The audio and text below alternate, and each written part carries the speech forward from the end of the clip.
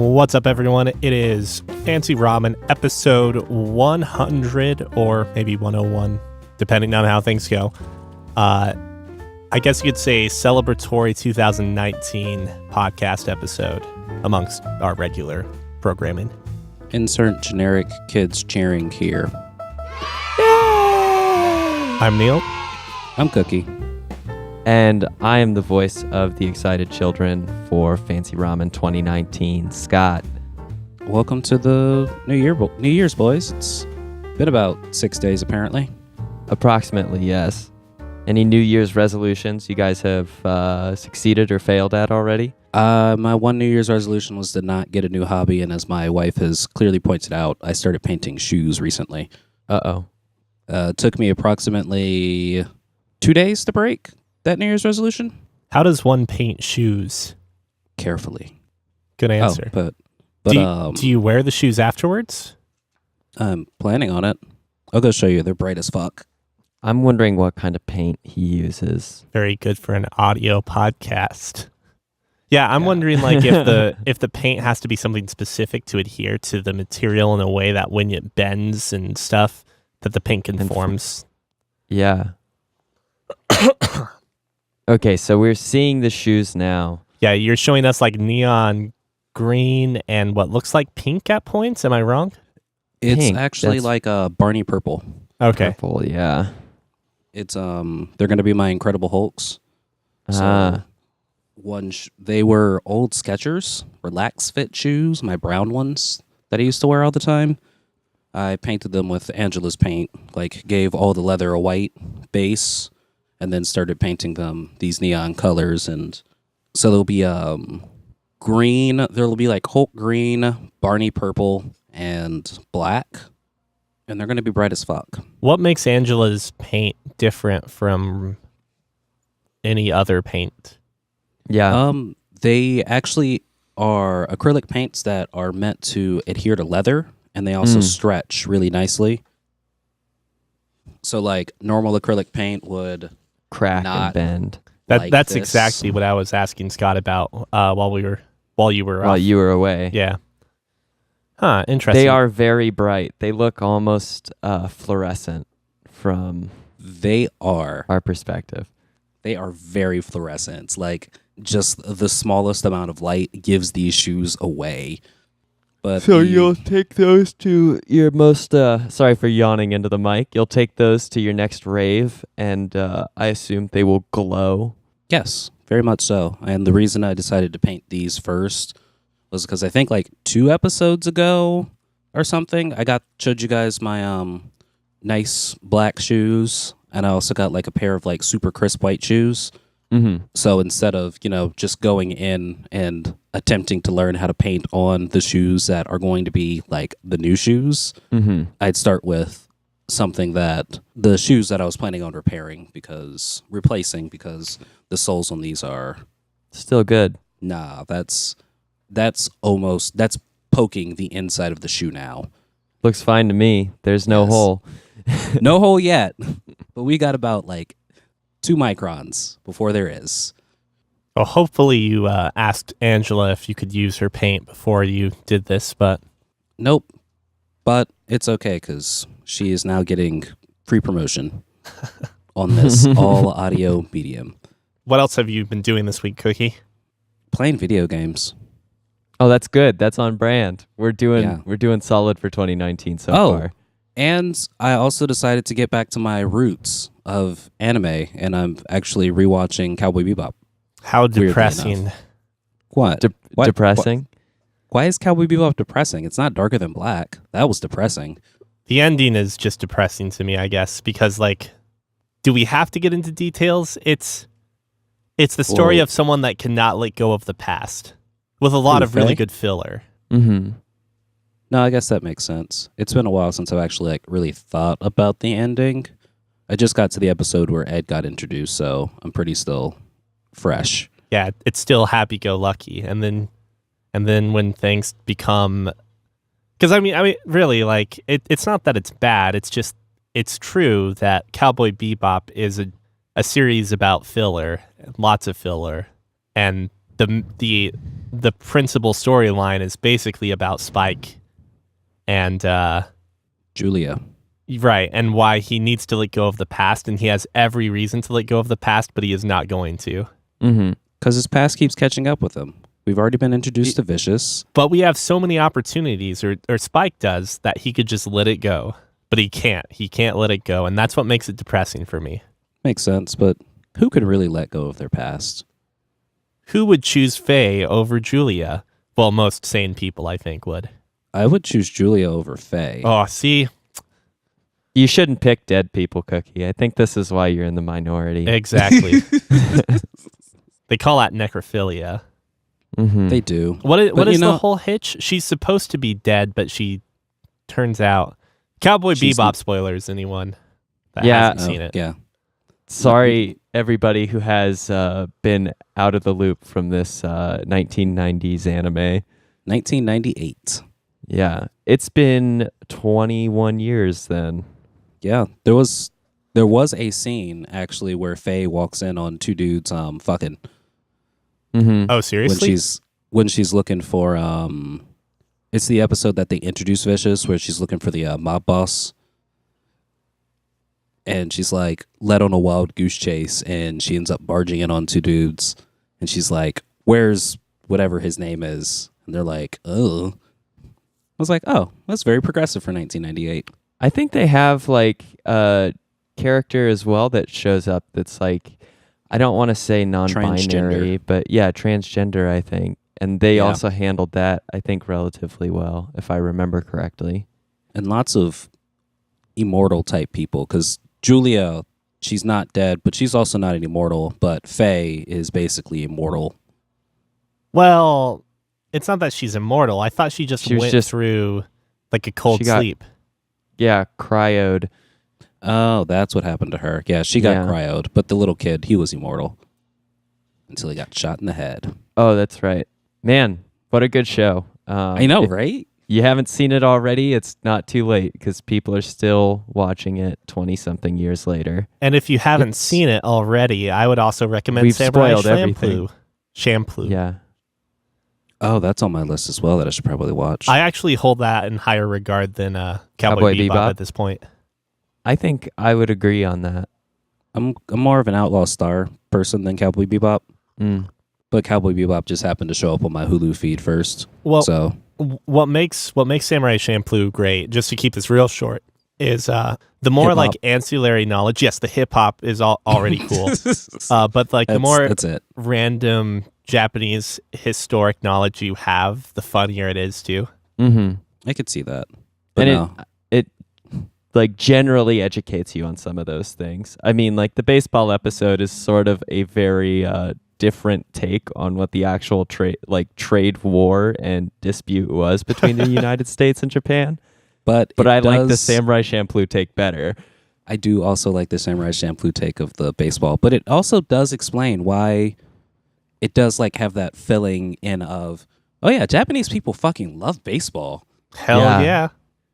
That's thanks to us because we came over and let them kick our ass at it. And now they're hooked.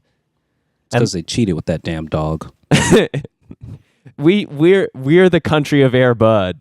We only invented steroids so we could beat the Japanese at baseball. So So I guess I have a question then. So Mhm. you hold Samurai Champloo in like a higher regard, but what's your guys' like top anime not produced in the last 3 years? fuck. That's a hell of a question. So I'm going Uh-huh. like not something that's like super duper. You don't even have to like super duper old, but I don't want something from like the last couple of seasons. Man, that's quite the question. So the best anime not made within the last couple of years. Correct? Mm-hmm. Yes. Oh man. It's like asking what your favorite food is. Man, I What got is your asked what favorite my food? favorite video game of all time was hanging out with some friends just this week. And I What was your was answer? kind of dumbstruck. I didn't know what to say. I was like, I have these general categories that things fit. What's your think favorite franchise of video game then? Franchise is between Metroid and Dark Souls. I'm glad you could answer that so quickly.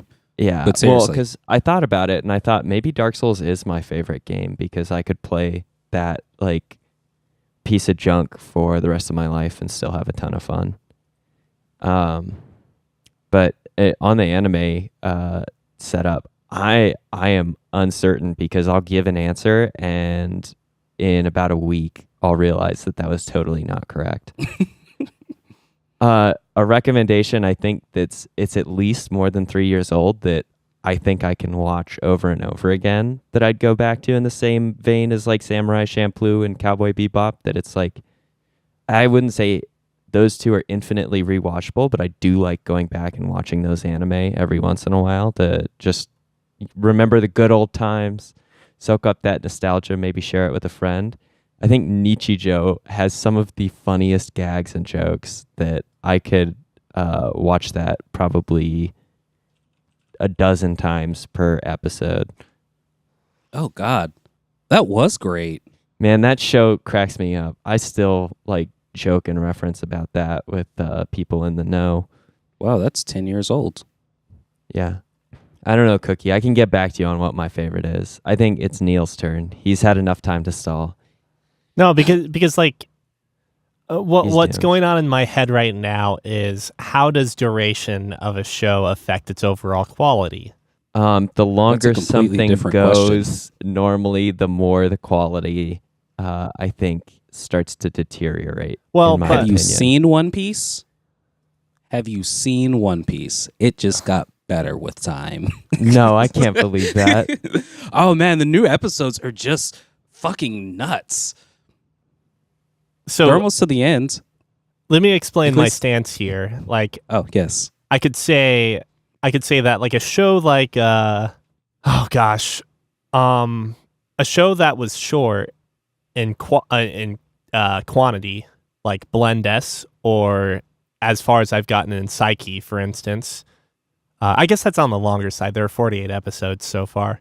But like, so Blend S is 12 episodes. I really enjoyed that show. I had a lot of fun watching it. And as a result, like, there's not a whole lot of downtime when I think about that series.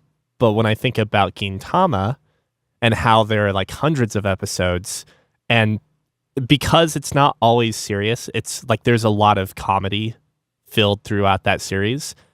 Like, it's a really good upside being able to go back to that. And I haven't even scratched, like, I'm not even that deep into Gintama. I think I'm like maybe 60 episodes in, but I can constantly go back to that for like the nonsensical slice of life and bizarre humor. Not like I'm saying those two things are different from each other in their case. Like, they have a hot pot episode. They have a crab hot pot episode, or a crab pot episode. So I see value in like a long series because you can constantly go back and basically watch episodes that, even if you're watching them religiously, it's been so long since you've seen, so it feels fresher. And I don't know about you guys, but there's a lot of anime that I loved as a kid that did not age that well. Like the original Macross, or as we would know it, Robotech, the first major season, or however many seasons, the first arc of that. I loved that show as a kid, and then I go back to it now, and it's not great. Likewise, I remember thinking Code Geass was awesome, and I don't know if I would appreciate it as much if I went back to it now. I don't think you would, because I've seen it at least of the somewhat. Rebellion. Yeah. That one. That Yeah. you're talking Code Geass, Lelouch of the Rebellion specifically, right? Yeah, Not because what there's they a were doing new the other movie ones. coming out soon. Man, that'd be like watching Death Note again. You can really appreciate season 1, but after that, everything just goes to shit. Yeah. So I think I've actually found my answer, because it's technically, like, I don't know. I think it technically will work for the series, even though it's currently active. My allegiance to it definitely starts like at the very beginning, and that is JoJo's Bizarre Adventure. I think it is honestly the ultimate anime series. Oh, you're right. That's a They good s- one. They're still making JoJo? Yeah, Dude, yeah. part 5 is out, excuse me. and it's one of JoJo. my favorite. I was thinking JoJo. Sorry. No. I got Bo. Yeah, because they're so similar. Man, people got some ASMR right there for a second from Neil and I's simultaneous Bobos. Okay. Yeah. I JoJo's also have Bizarre a new Adventure is my vote, and I'm confident on that one. What was yours, Neil? I do have a new one, or a new answer that I think I can stand beside because I've watched the film a handful of times. Oh shit! When I think about films in general, that opens up the Ghibli Gate too. Ghibli Gate? Are we talking about films, or are we talking? I mean, well, I guess it it's does anime. count films, so it's got to be Perfect Blue or Paprika. No, I was gonna say Howl's Moving Castle. Yeah, I go Kiki's Delivery Service? lame. Ouch. No, I'm it's good sorry. too. I All right. love Okay. Kiki. Okay, so because I think Ghibli is kind of the ultimate, not only cop out, not necessarily cop out, but it's just like, It's the Disney. yeah, how do you argue against Ghibli?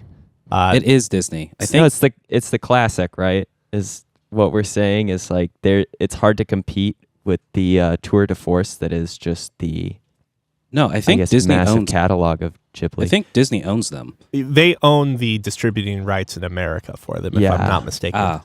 Okay, that sounds a lot better. If that we sounds better. ignore Ghibli, then my answer would be Royal Space Force, The Wings of Oneamis, or something like that. I don't know if This that's is fully pronounced. just a long enough name that I'm very curious. It's basically alternate world and the space race between Russia and America.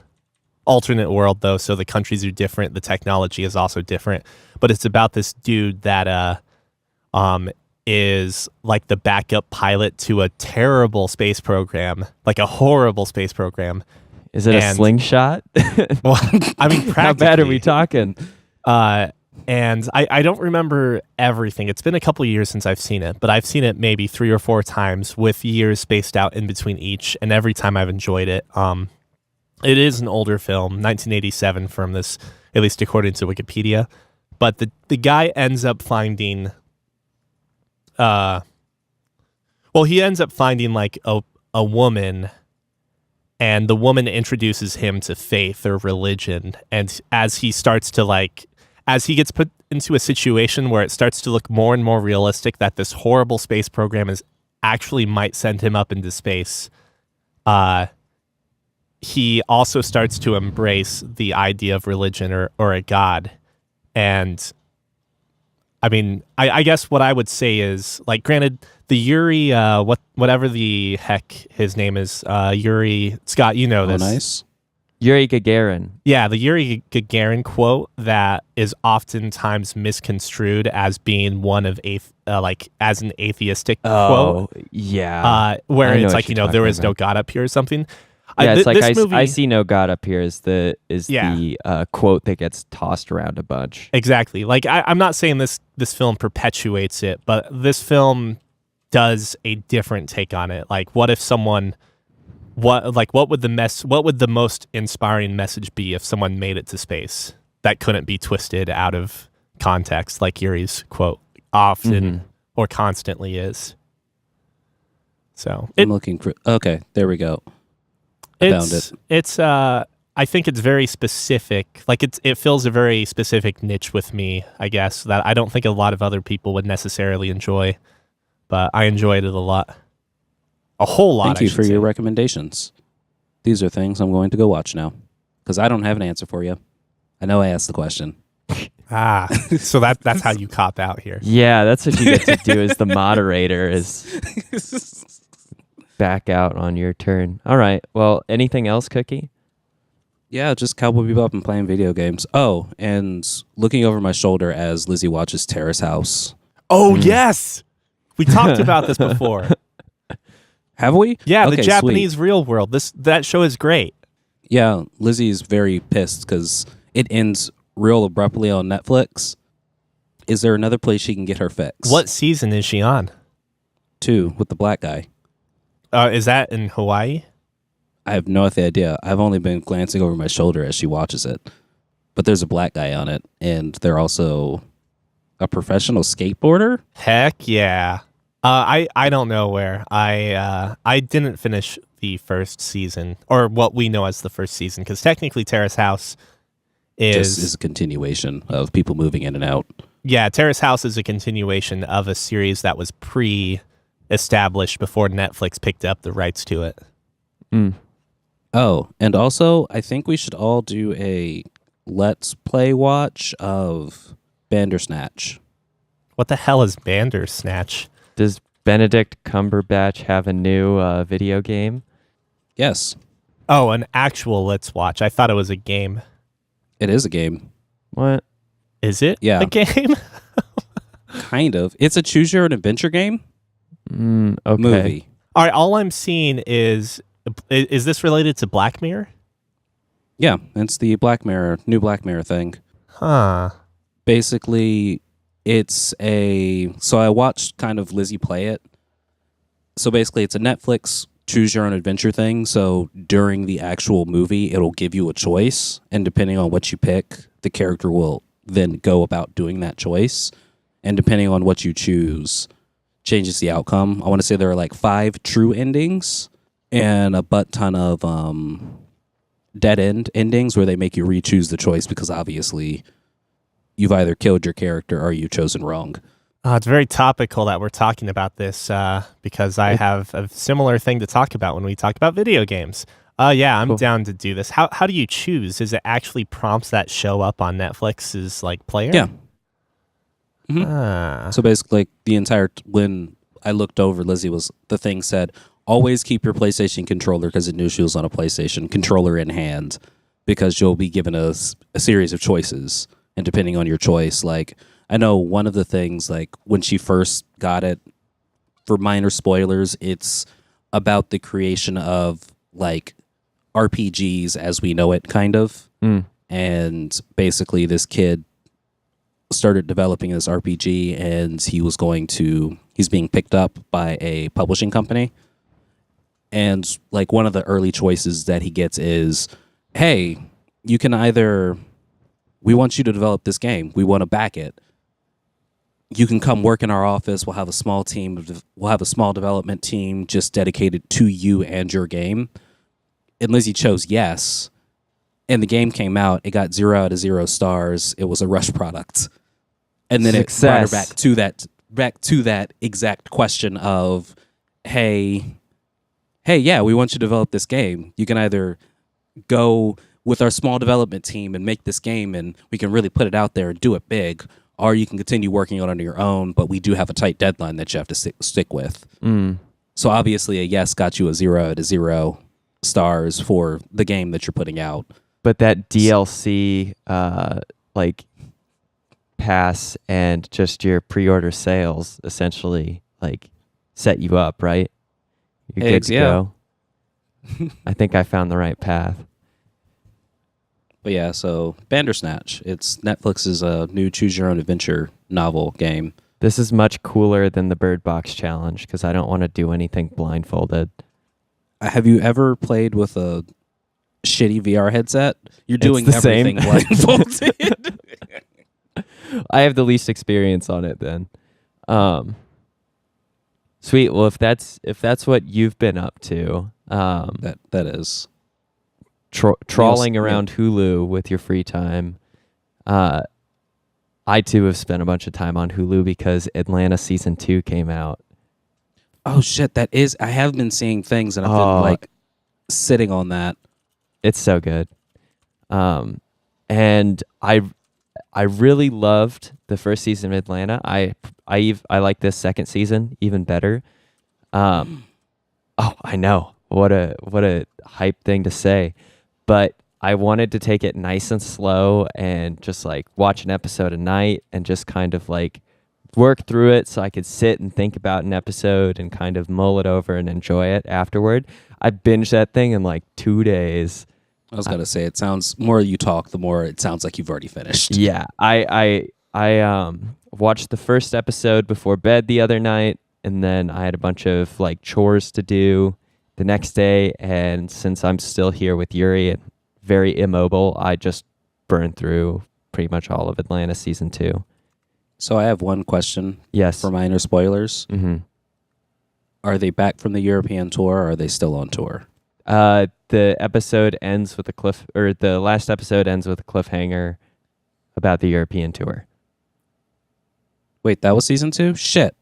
Then never mind. I've already seen that. I've You've already seen seen up to season that. 2. Okay, yeah. I'm waiting for I'm season late 3. to the game because I don't have access to FXX? yeah. Or FX Go? FX Anywhere? I don't FX think Now? I do. Maybe I need to get that. I'm going to subscribe to DC Unlimited pretty soon.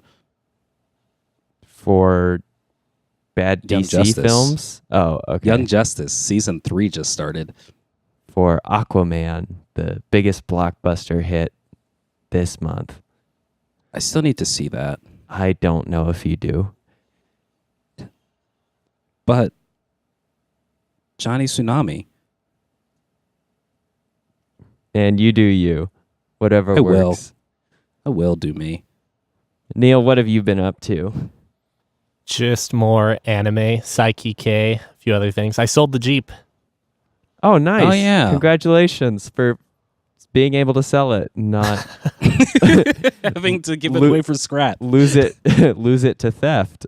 Yeah, didn't drive it into the ground. So Oh, I'm so sorry. I should have used my time to update you because this was your primary curiosity on last week's episode about the use of a bidet, and now that I have successfully installed and operated my new luxury item in my bathroom, I can tell you the principle, the concept of a bidet is not to give yourself a cold water like forceful enema. well, right. I knew that much. Right. It turns out though that you can if you're not careful.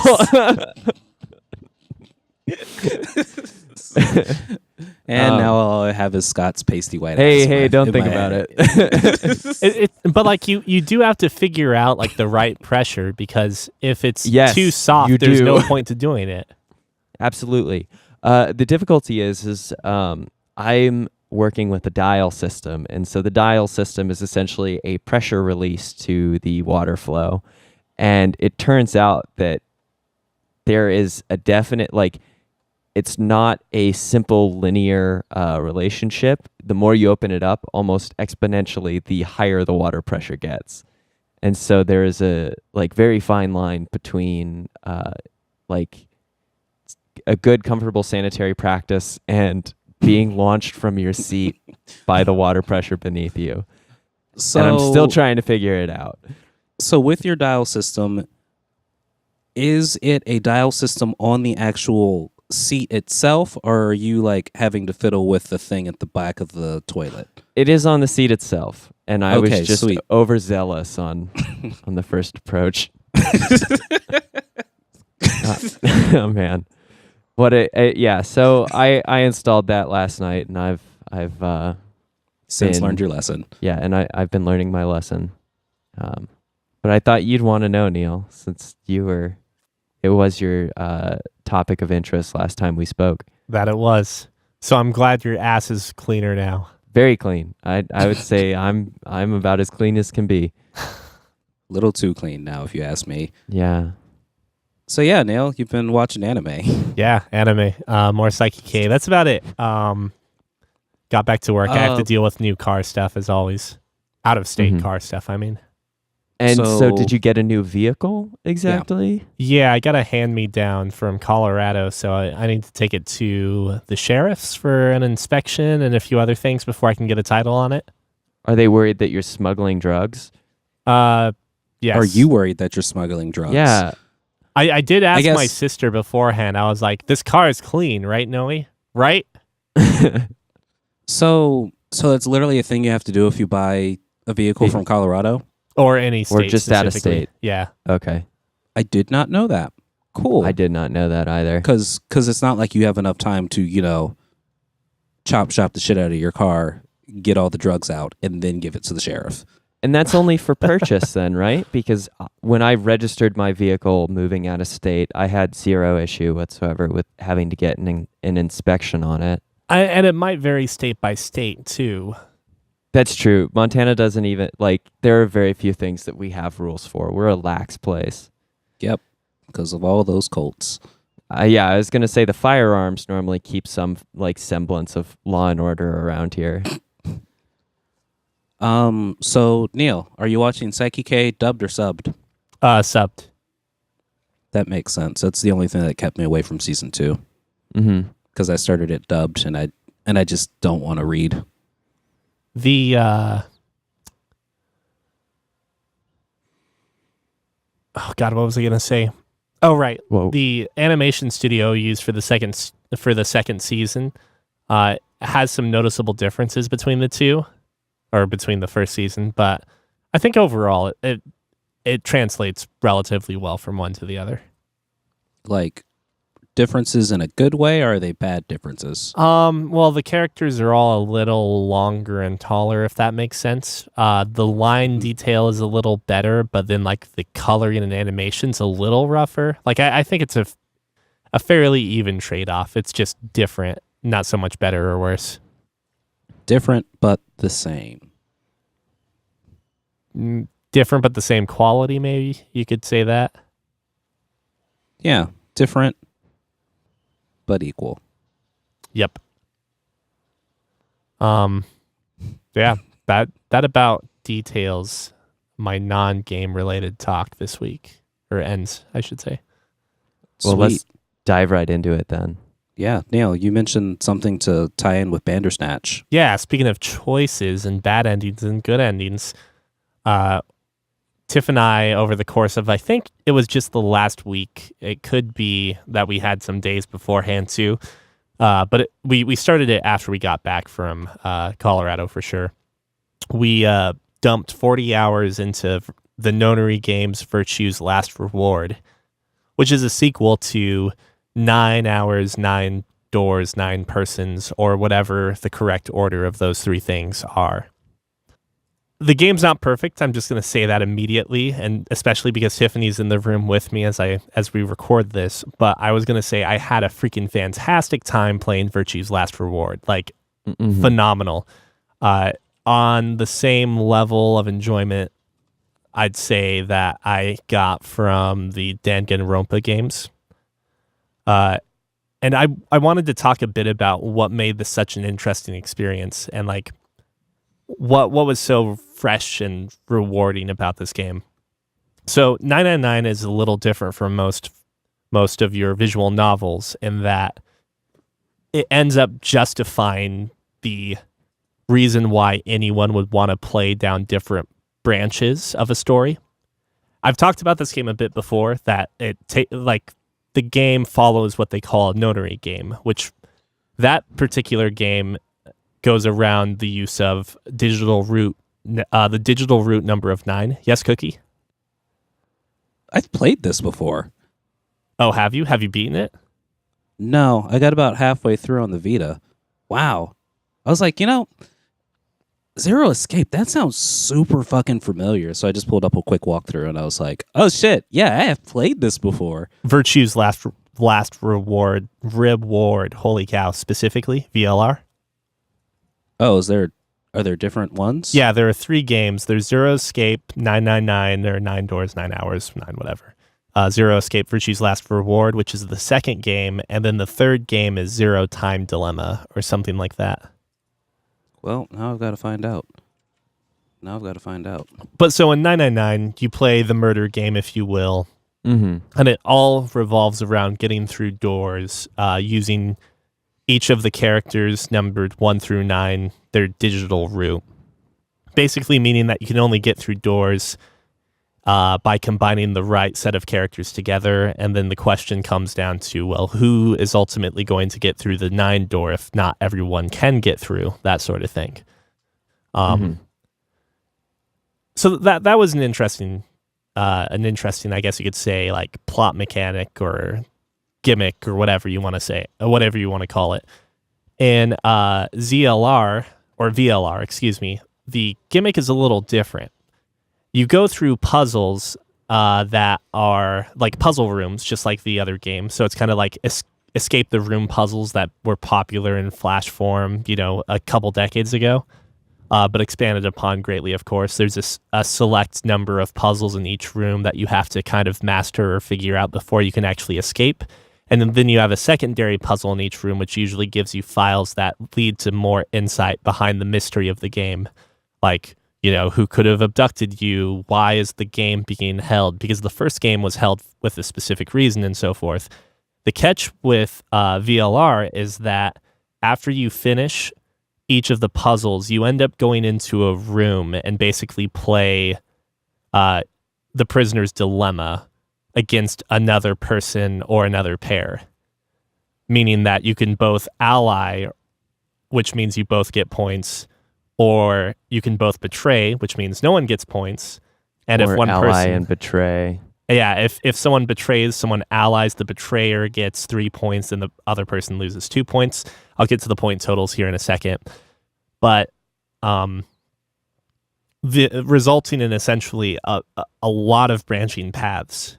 If you think about the game starting with 3 possible doors you can enter, and then you have the ability to ally or betray each of the people that would be associated to those doors, and then going on from that branch further, you have even more door options and more options to ally and betray, making the story branch even further out. This game has a lot more endings and possibilities than 999 had. Now, one of the principal twists, kind of getting into spoilerish detail here, but I'm not actually going to talk about the story itself, but one of the catches or twists in 999 is that you as a player actually have to go through different branches so you can retain knowledge yourself, which is justified in the storyline, to actually beat the game and get the quote-unquote true ending. This game takes that a step further and instead has you going down multiple branches, getting information you need, then jumping to another route and using that information you have there to unlock puzzles or, decode decryptions, that sort of thing. And possibly even jumping back to other various routes, and back and forth in some cases. Which that is a really well-made mechanic that justifies playing a visual novel in more of like a completionist approach, because that would otherwise not be something that would, I guess, really, like, it's not that it wouldn't make sense, but not everyone necessarily wants to go through each branch and learn each thing. And in 999, sometimes you just want the old guy to lose in the prisoner's dilemma and move forward, right? Yeah, exactly. And in 999, you don't actually have to get all the endings to get the true ending. You really need to just do 2 of the 6 endings, I think. Now, in Virtue's Last Is Reward, it a specific, just out of curiosity, is it a specific 2 of the 6 that you need? Yes, it is 2, like a specific 2, because you get information regarding who did what, and then the other ending gives you the combination to open something up that needs to be opened. Okay. Sorry, back to Virtue's Last Reward. No, you're good. I'm trying not to tread into the spoilers, but what really got me wasn't so much the mechanic. That's just a nice, refreshing take on the genre, because again, it allows more actual gameplay and interaction with the game as opposed to just reading. But the twists behind the game, I thought, were pretty fantastic. Or I should say, like, there are a bunch of twists in this game, and some of them you kind of, I think, are intentionally pushed to suspect and believe before it actually reveals itself. So there are some maybe like fake twists or twists that aren't really that much a twist, so much as just a confirmation of your suspicions. But some of the critical plot twists in that game feel so good, and like I wish I could just spoil it all now, but I don't want to go that far. No, but it's killer. I think it's worth giving it a shot if you guys want to play visual novels. And it's a DS game. It's a relatively recent DS game. A relatively old PS4 game. The dates might be a little strange because it's been re-released multiple times. Okay. So let's see here. Well, I don't use my DS almost ever anymore, so... Why do you still have a DS? Nintendo said throw those in the trash. I know they did. And yet more games are still being... There's only one way to play the Ace Attorney games, and I think that is on the DS. Yeah, there's no Switch option for those. There certainly wasn't any Wii U or previous console tech that supports it. So, Oh, I stand corrected. According to a Objection. September 22nd, 2018 article from Polygon, Ace Attorney, the Ace Attorney trilogy will be released in early 2019 for the Switch. Booyah. Well, Also for that PC, means PS4, and Xbox One. wow. This would have been great news for me, and I would have been very interested to play it had it came out with Marvel Ultimate Alliance 3. Not Ultimate Alliance, excuse me. Marvel vs. Capcom 3, when you could play and use him. And then they came out with Marvel Infinite, and he just became a victim. I don't know where I was going with that. Ignore me. Didn't realize Ace Attorney was a Capcom IP. It is a Capcom IP. And he's one of my favorite people to fight with on Marvel vs. Capcom. Yeah, I kind of assumed it was Nintendo, I guess, but it makes sense since he's in that game, huh? Mm-hmm. Dude, there was a crossover between Professor Layton and Phoenix Wright? What? Aside from that, I finished Suikoden last week, and I'm playing Suikoden 2 on stream now. Mm-hmm. You can find them at twitch.tv/FancyRamenTV Sundays at 8 a.m. Central Time. Oh, so that's what you're doing in the mornings now. Mm-hmm. Whatever happened to your guys' playthrough of Universe or Europa? Oh, EU4 is on hiatus currently, but we will return to it in due time. It's been quite a few months since we did It that. has been quite a bit of time. Cookie Scott, what have you guys been playing? I think we've both been playing Moonlighter. Yeah. Yes, we have. It's a much funner version of that one game I said I was really liking. What game was that? Something. Oh, I've already no. forgotten what it was called. Yep. I already forgot what it was called. Are you talking about Mana Spark or? Yeah, Mana Spark. That game. Boom, there we go. Nah, just been enjoying Moonlighter a lot more. It's a lot faster pace and a little more forgiving than Mana Spark, Yeah, I'd say so. which I'm really enjoying. It kind of needs that, I think. The combat feels just a little clunky at times. Just the reach and the speed of weapon attacks seems to be relatively variable at moments. Yeah.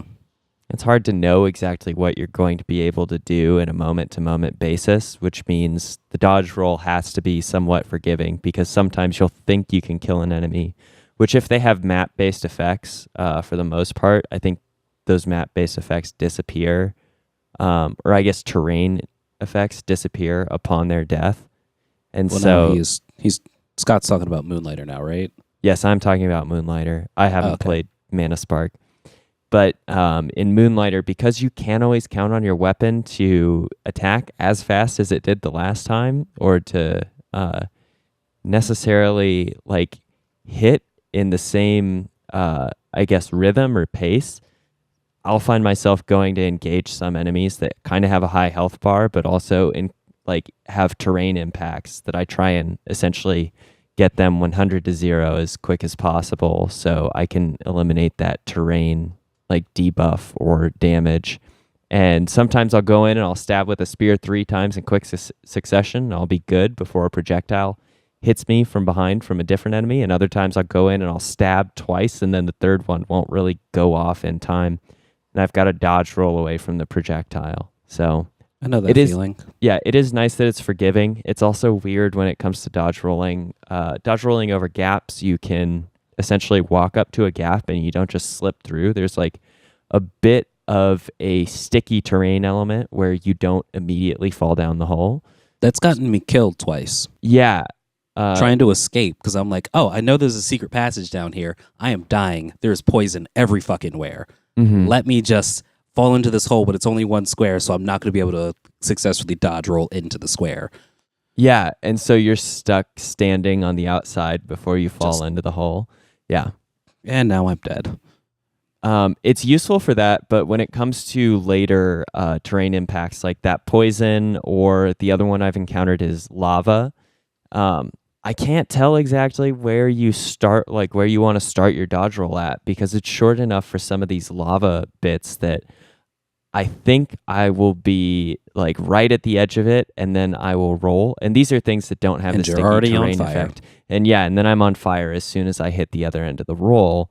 And when I've tried other timings, I've ended up being on fire before I start the roll and then rolling out. So it's Yep. really difficult to know if you can clear the gap or not. And if the roll was slightly larger in its distance coverage, or the invincibility window was slightly more forgiving, I guess it would make the combat pretty easy in some ways, but I do feel like I take some cheap damage at times from it. I also learned how to cheat the system. Mm-hmm. I didn't realize that the empty chests that you find on the 3rd level send everything back. What? I did not know that either. So yeah, if you so for those who have not played this game, you go through a dungeon, and there are 3 levels to the dungeon before you have to fight the main boss of the dungeon. Mm-hmm. As you're going, you'll notice there's sparkly bits that allow you to Fall to the into bottom the floor. abyss to either get to like extra loot, challenge room with special chests. On the 3rd floor, there is always one room that'll have a chest that's already open. Mm-hmm. That chest sends everything you put into that chest back to your shop. I did not know that, and I just keep rolling down, seeing the empty chest and going, well, that sucks, Why is this empty? and then climbing right back out. Yeah. One of these times I was like, I really don't need this item.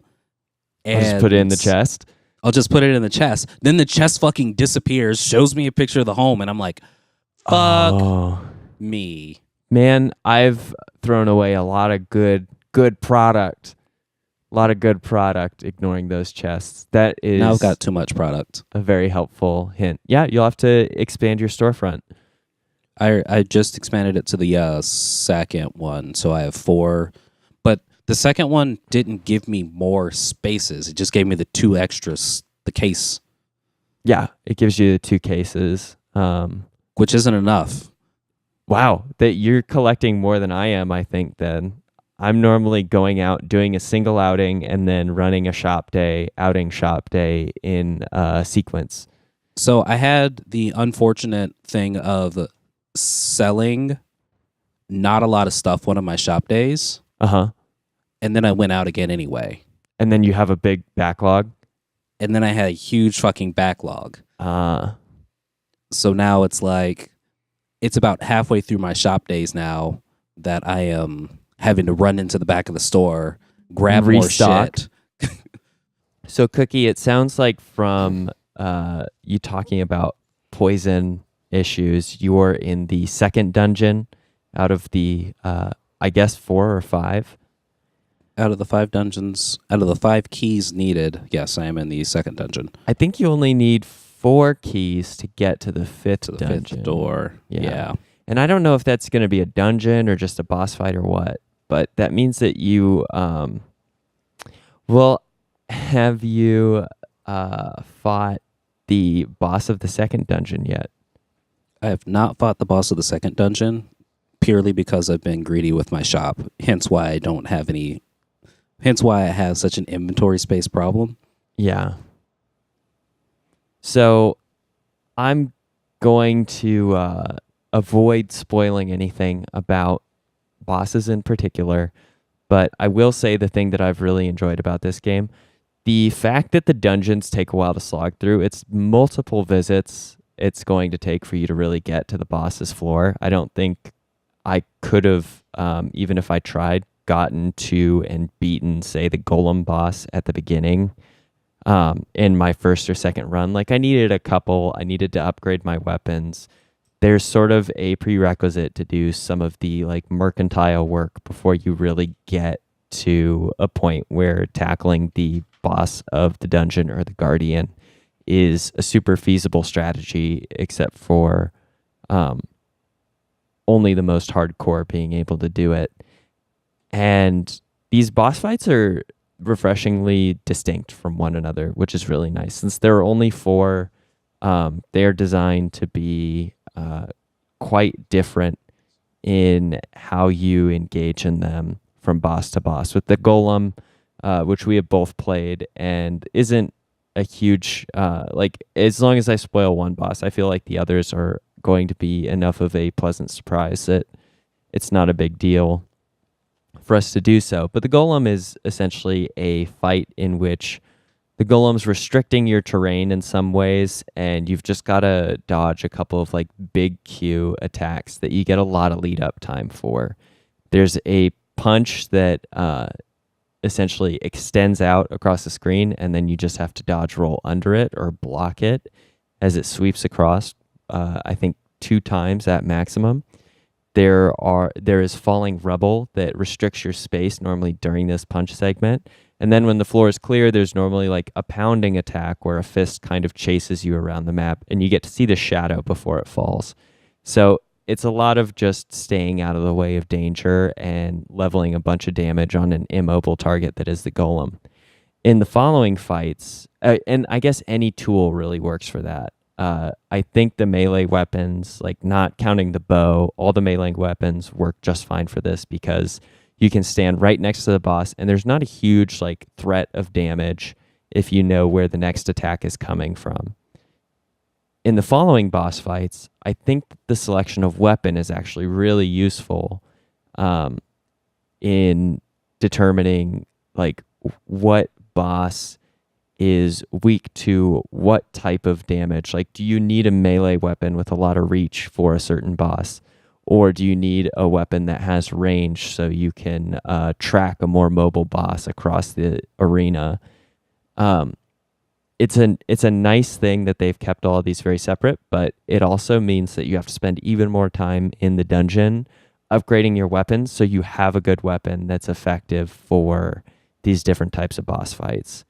You mean I can't just use sword and shield for all of these? You can use sword and shield, but it's going to be harder, I think, as you progress forward. I think the sword and shield is definitely the best all-around option because you have that defensiveness and the sword has an okay range. But I found myself very particular to the spear and using that a bunch, and I think I've encountered now situations in which the bow and arrow, although it's a weaker damage output, could really come in handy in some fights and like maneuvering around some generated dungeon stages. Do any of the other weapons, I've only used the spear, I guess, in the form of the broom. Mm-hmm. I used the bow and arrow and the sword and shields, and I tried the fist. Does the big sword have a sweeping arc? Because I know it does. The spear, from what I remember, didn't have those diagonals. Mm-hmm. And that's the reason I stick with the sword and shields mainly. Because that's how you can stay out of damage from enemies. Because they're still causing damage primarily on a like up, down, left, right grid format, and not, if it's not a projectile, then enemy damage. Like you can stand in the corner of an enemy, I guess, like diagonally from them and hit them at a diagonal angle. You can do that with the big sword as well. Actually, it has essentially like a hero slash function for its special move, where you do a spinning attack that normally strikes twice and then knocks enemies back away from you. Sweet, that's what I'm switching to then. It also makes your character movement slower, and so I've gone for the min-max approach that our all Dark Souls players inherently love, by getting the light cloth armor that lets me move faster, and then the giant ass sword that reduces my movement speed, so I can move at a regular speed and do a lot of high damage without very much armor at all. Makes sense, because who fucking uses the shield with the sword and shield anyway? I don't know.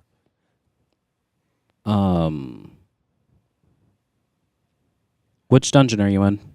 I am in the 3rd dungeon fighting the boss actually right now. It was one of the reasons I was a little late to record. Is Moonlighter is such a good game that I sometimes get a little hooked and lose track of time.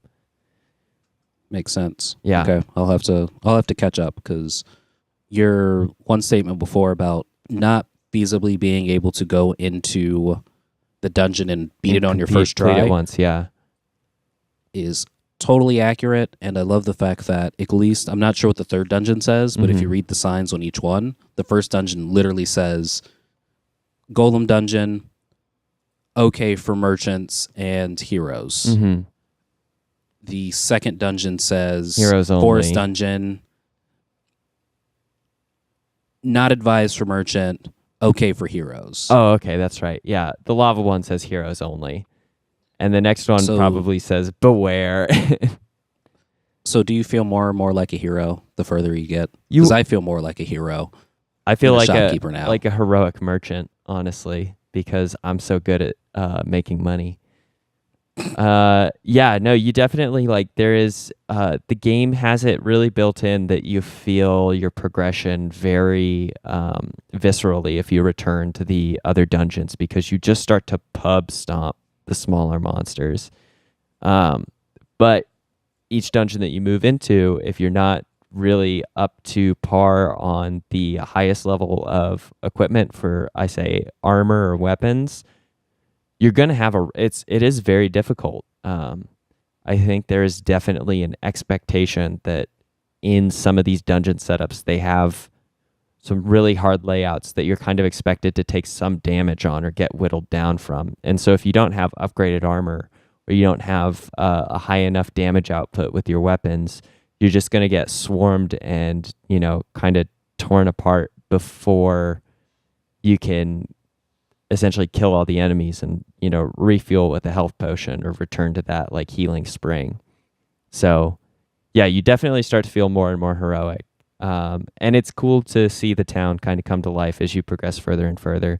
Your shop gets bigger naturally because you're bringing in higher price items, and there's more things to do around the town business-wise. It's really cool. I like the mechanic a lot, and it's a very fun game, and I hope to have it completed soon because I don't have much else that I'm really itching to play. I want to play some more RimWorld, but that can wait. And so I want to really finish Moonlighter maybe before the next podcast. I'll race you. Okay, challenge is on. Gave you a little bit of a head start, and it's okay. Yeah. Yeah, so I guess I'll keep mine kind of short. I've been playing a lot of Moonlighter at work and at home. Oh, between... you're playing it on the Switch too, which I should say. Yep. How do you like it for the Switch? I mean, if you were to play this on a different setup, do you think that would be better or worse than what you currently have? Worse, because I wouldn't beat it. Because if it wasn't on the Switch, it wouldn't get played. Yeah. I have recently decided I want to, and I'm putting this on hiatus now. Mm-hmm. I want to get back into Monster Hunter World, just due to the fact that Super Smash Bros. Has brought me back into that need, as I just defeated a Rathalos the other day. And for those who don't know, that's the that's one of the big dragon monster things. That's both a boss, I guess, in Super Smash Bros. Ultimate, and one of a major hunt in Monster Hunter World. Now that I think about it, we have DLC fighters coming down the pipeline for the newest Smash Brothers. What are your thoughts about Monster Hunter, some sort of generic Monster Hunter being a character? I feel like because the Rathalos was in there, as soon as I saw that, I thought, oh, they have to have a Monster Hunter character in the DLC lineup. Weirdly enough, won't be the first game that a Monster Hunter is a playable character. Monster Hunter was actually in Marvel vs. Capcom. Okay. The last one. So I didn't get to play much of her, but the little that I did play, I really enjoyed. But that would be fun. But it would be too standard now. Now that I know we're getting Piranha Plant and Joker, I don't want something that's going to be very standard. I want these weird-ass fucking characters to come. Yeah. I would have never thought Persona 5's Joker would be a Smash character. I totally agree. I'm 100% with you. I just feel like some people may really like this Monster Hunter edition if it happens, because I'm convinced that it would be a very technical fighter, and you'd be using a lot of item or equipment base similar to Link or Simon or Richter, these very I guess utility heavy fighters. I guess Mega Man kind of counts as a utility character too in that. And the that ultimate capacity. utility character, Snake. That's right. Yeah, that's right. Snake is the best utility character. So much fun. So much fun. But no, yeah, that would be also be pretty fun. And one of the reasons I also want to say that I need to beat you, race you to Moonlighter, so that way I can finish it before fucking January 29th. So you Get can have sucked up completed with- a game in the first month of the year. Or Well, so I could have completed the game before I completely fall off the earth to Kingdom Hearts 3. oh yeah, that's right. You still think it's Because coming? that's a real game. It's coming, goddammit. But besides that, I've been min-maxing my time of Call of Duty Blackout 4 as much as the community is now starting to hate the game just due to the fact that it's microtransactions. There's some really scathing articles about how one of the things that you could buy for real world money was a open red dot reticle. So literally just a red dot that's got It's a circle, a right? little hole. Yeah. Yeah, just a circle. I like the a circle. very, very small circle. Because then you can line up the headshot in the circle, and you see the face that's all surprised looking at you, like, how could you betray me, Cookie? Pretty much. But it's $1, so people are very pissed, and I'm not really caring because I figure if someone wants to pay $1 for a circle, let them. Sure, it's kind of people are less angry about the fact that they're charging $1 for a circle, and more angry at the fact that they've got the audacity to charge $1 for a circle. Right, when it's something they could just add. Do you think that certain people play better with a circle, an open red dot reticle? I totally crosshair? believe it. For my recon scope, I do like a circle reticle better. That's like a very small, tight circle, but they've got one already in place. This one's like specifically for the reflex sight, but for a reflex, I don't think I really need a circle because I'm not zooming in that much. But if you think people would do better with that specific gun having that crosshair instead, wouldn't that make it potentially pay to win?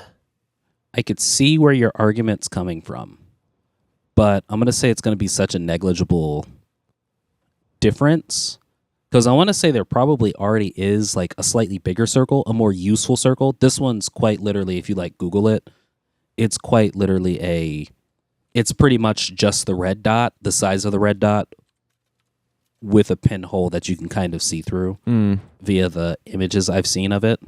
But I don't know if anyone necessarily thinks that the crosshair is a pay-to-win gimmick at that point. I think the bigger issue, though, is that they're starting to trend, or that may imply that they're trending towards that possibility, though.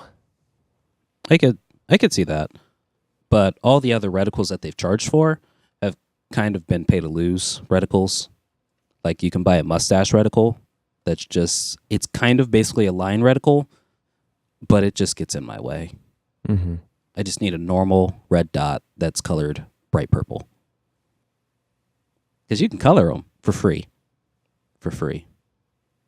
But I could see that argument as well. But yeah, I've been min-maxing my time with that because I really want the gun that requires you to play so many hours of game. But they give you, if you do a certain amount or a certain thing, they give you a free tier instead of you having to play for 30 minutes to an hour. So I've been min-maxing my, okay, I can get a free tier today, right now, and I'll also just do an extra thing, so that way if I miss a day, it's good. I need 14 days. I need to get up 4 tiers, so that way when I go to PAX, I don't have to bring the PlayStation to keep grinding that out. And do it comfortably with just playing a match or 2 a day and still being good. If you still had a Vita, you could leave your PlayStation 4 on at home and play that way. That also works on the PC. Did you know that? With a Vita? Really?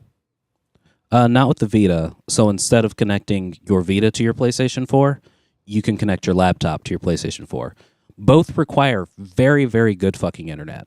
Or, very good internet. Yeah. because you have to stream the image in a way that is also as low a latency as possible. Yep. So basically something that I don't ever expect anyone to actually have successfully really done while traveling at a hotel. But who says you have to be good at the game to get those hours in, right? Yeah. Yeah, I guess you could be those people. Those are the people I don't like. That guy who, it's like, come on, man. You selected not team deathmatch, but the capture the flag mode, but you're not actually helping. There was one guy who was basically to make sure that they were able to get in. I guess they had like a rubber band on their thing to like allow them to shoot their gun up in the air and spin around in circles. Oh. Yeah, didn't stop me from jumping into their bullets several times so they get kicked. Because I play hardcore. And I'm like, I'm playing this hardcore mode. I really do want to win. And you're not helping. As a matter of fact, you're actually feeding the other team now at this point score streaks, and that's hurting us even more. Right. So I will just spend the next few seconds jumping into your bullets to get you kicked. Because that's an opposite way to grief. Holy shit. I'm going to become the greatest griefer alive. Busted. Man. Yeah, that way you can do it without getting kicked. You can get your entire team kicked by just jumping into their... I've never even thought about it this way. Oh, the possibilities. The possibilities. That's what I've been doing. Do we get any mail? Did you check your spam folder, Neil? Yep, we did not. Okay. Because everybody knows their mail's now going to spam. They're going to stop emailing. Did you play anything else, Scott? No, that's about it that I've played. I spent my other free time snowboarding this week. I hit a jump and landed it, and so now I'm a freestyler. Yeah, I'm super cool, and I fell on my butt really hard all the other times, so I don't want to talk about those. It's okay. You don't have any facial scars, and that's all that matters. I hit a jump once, too, on a snowboard. I'm just missing SSX. I really wish they'd bring that game back, because it's much harder to do in real life. It's okay. You could just play Steep. Oh, that's true. But that's free for PlayStation Plus this month, I think. Or it was free last month, and you might have missed it. I mean, if I'm in a wingsuit, I might as well do it in real life then. I don't think you get the implications that is wingsuiting, Scott. You can die. Game over. Well, there's only one small bit of news that I felt the need to bring up. And it's a bit of old news as well. This was published back in December 30th, 2018. I'll go ahead and link it. What's that? So 2018. Yeah, did I say 2018 or 19? You did say 2018, and I'm thinking that was like a year ago, Neil. So I just linked it in the Discord chat. But there is a URL that is now active, and that would be p5r.jp. So March 2018, something's happening? Yep, it's Persona 5 or P5R. No one has details on it yet. Lots of speculation, though. It could be... I mean, it's not a remake, right? Well, it could be a expansion, kind of like how Persona 3 had Festival or Fest, and Persona 5 had Golden for Golden Week. Oh, that's got to be it, right? That's or they could be fulfilling my dream and making another fucking fighting game. Oh, that's true. What do you think the R would stand for? P5 rematch. Oh, shit. That's good, actually. Yeah. That is really good, because what was the Persona 4 fighting called? Ultimax? Oh, no. It was Persona 4 Arena. Arena. And then Arena Ultimax. Persona 5 Rematch is a pretty good name. I've got some inside info, so... Now, that said, if it turned out to be a fighting game, I'd be disappointed, to be honest. Oh, if it turned out to be a fighting game, I'd be super fucking stoked. Yeah. Arena was awesome. That was the only way I got through Persona 4. I'm not saying it's it's not awesome. I'm just saying that I would love to see like the Redux version of Persona 5, much like 3 and 4 had. It seems like it's so quick, though. It's only been a year. It's only been 2 years, technically. We Oh shit. yeah, That's we right. have that delay, so So basically what's happening is you guys are going to be drooling over this thing for a year before it actually comes out. What You was got it. Persona Q? Persona Q was a weird mix mash on the DS that like had, I think, Persona 3 and Persona 4 characters interacting in like randomly generated dungeons or something like that. Cool. That's what they're redoing. That's what they're giving you, Neo. QRS. Oh, that's right. Persona Q, Persona 5R is next. And then Persona 6S. I mean, there's Persona Q2 that is that exact thing. Persona QAnon was my personal favorite. But yeah, the hope is, regardless of what it is, if it is like the Redux version, that the localization wouldn't take as long, since it's not like they have to relocalize and retranslate the entire game. Right, there's a lot less content to do it with. What's Shinigami Tensei up to? We're still waiting on their Switch title, which would likely be, I think they're calling that Shin Megami Tensei. Oh God, what is it going to be called for the Switch? I don't know. I've completely forgot about that joke, that gag I had. Oh, they're calling Going it on 5, of course. Oh, so just Shinigami Tensei 5? Yeah, Mm-hmm. since 4 was when you were dressed up as samurai guys with the blue outfits on the 3DS. Mm-hmm. Oh, wow. These are like actual games. And they actually came out with a trailer for that back in 2017 that I did not even realize existed. There I am, bringing you the latest news on your favorite weeaboo things. It really looks like they basically just pulled the Persona 5 engine, which makes perfect sense. Why not use that again for another title? Yeah. Did you see how brilliant those games were? They looked pretty damn good. Anyway, I think that caps it off for this episode of Fancy Ramen. I'm Neil. I'm Cookie. And I'm Scott. Emails can be sent to podcast@fancyramen.com. We promise we'll read them, and don't be afraid to at least attempt to leave a review on the iTunes app, iTunes podcast, Apple Podcasts. I still check that on a regular basis. Mm-hmm. Still And not enough. We tell our dear friends about you, dear listener, and so why don't you go ahead and reciprocate and do the same? All right. I'm Cookie. Yeah. Have a great week, everyone. Bye, guys. Bye.